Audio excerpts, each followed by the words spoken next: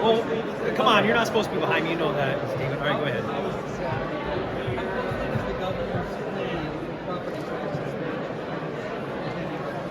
Yeah. So Stephen asked, as far as the governor's plan that she went through, obviously want to see the details. She talked about a few of those tonight. I think that you're going to see some similarities in the plan. Our plan is, we plan on coming out with something next week. I think some of the concepts that she's been looking at will be part of what we're looking at. I think the great thing that comes from tonight that I've said earlier in the week, as you've seen a bill come out from the Senate, is that it looks like this not only is a focus here in the House, but it's something that the Senate obviously came out with a bill early. We plan on coming out with a bill next week, and the governor coming out with something I think gives us true momentum and shows Iowans that we're taking the issue of property taxes very seriously. And like I said, hopefully we see something early next week from us so all the plans can get vetted by all the interested parties.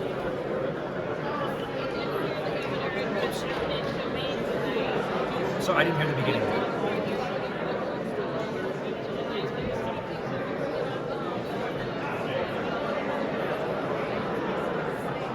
Yeah. So from the standpoint of eminent domain, it not being mentioned in the speech, I mean, obviously there's things that were mentioned that weren't mentioned that are going to be pieces of legislation we're looking at. From the standpoint of the House's perspective, it continues to be an issue where we want to make sure that we're protecting property ownership in the state of Iowa. Obviously, we introduced our bill on eminent domain protections. We went with a narrowly tailored bill, as I said we were going to before session.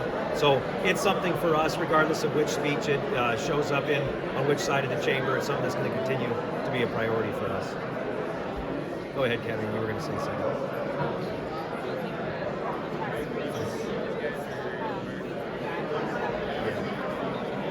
Yeah, so the question of the proposal that she had in there for the freeze for seniors. So I'm going to kind of answer the property tax question in general. I think you're going to see three different bills with the same objective, which is providing certainty for Iowans. We want to take a look at what each of those pieces look like in the bill in the Senate, the bill in the governor's office. I think we're going to have the ability to work together. I think we have the same mindset when it comes to that. But as far as specific pieces that she walked through tonight, I want to see what the impacts are going to be moving forward before I would commit to any sort of specific piece that she touched on in her speech tonight. But again, the positive side from my standpoint is this is clearly an issue that the legislature is taking very seriously. Oh, is that it? You don't make me walk away. You talked, yes. I'll come right back. Okay.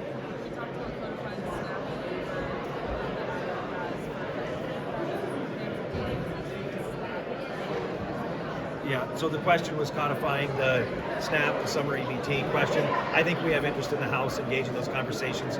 We passed the SNAP bill last year. Obviously, the governor put a plan together to make sure we're having a healthy summer program. So I think that's something that we would have interest in engaging her with on. I think there would be interest in the House. Go ahead. You've talked about a crime package, including 3 strikes, you're out. We didn't really hear that from the governor. Have you talked to the governor or her staff about some of your crime proposals? Yeah, so when it comes to some of the crime packages that we've had, we've made the Senate and the governor's office aware we want to go with some of those packages. They're not fully put together at this point in time, but I think it will be something we see early on in session. I won't speak for them, but I think that I will say that I felt like they were received positively. I won't say anything beyond that, just from the standpoint of I felt there was a positive reception, at least from the starting conversation. And the governor talked about spending less. Are you going to ask for more spending on the correction system? I think whatever we end up doing when it comes to those policies, if we need to, here's the way I would answer that question is, from the standpoint of if there needs to be more investment in something that is one of our priorities, which would be that crime package that I've discussed several times, if that's something that we need to look at to make sure that we can make that actually stick, make sure that it works, that it's something that's going to be a long-term solution, we would engage in a conversation. I just don't know if we're to the point where I can say what those impacts would be yet. The governor's speech mentioned extracurricular access for charter school students. Is there interest in the caucus, to begin doing interest in supporting such a measure? Again, I think we've had some similar conversations around charter schools. Keep in mind, these are public charter schools as well. That was one thing that the governor said that I think we do need to make sure that we remember as part of this conversation. And we look forward to seeing what the language looks like. That's one of the hard parts of doing this immediately without having seen the language. But I would just stay from the standpoint of I know there's members in the caucus that do have interest in that topic. Thanks. The first proposal the governor made was on expanding benefits for veterans. Is that something that your caucus would be supporting? again, looking forward to seeing what those languages look like. I think she shared some statistics tonight that we should all be that we should be really taking a look at and making sure that our benefits are getting out to our veterans. So I think it's something we look forward to seeing what the language of the proposal would be. If the objective is making sure that we're getting the benefits to those that qualify for them or deserve them here in the state of Iowa, we definitely need to be looking at the system and make sure it's delivering.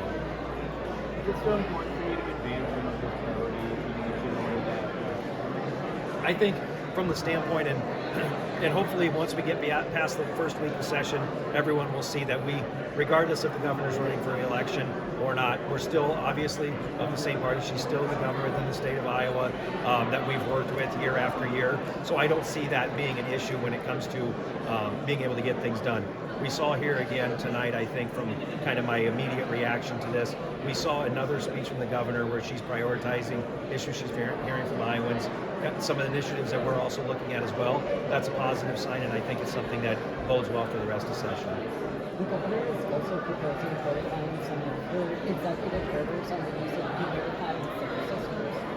Is that something either the House Yeah. Republican Looking at e-verify, save, codifying some of those things, I think we would have interest in pursuing some of those. Again, every answer I'm going to give you tonight is my immediate reaction, not having seen language, but I think that's something we would have interest in engaging with the governor on, yes.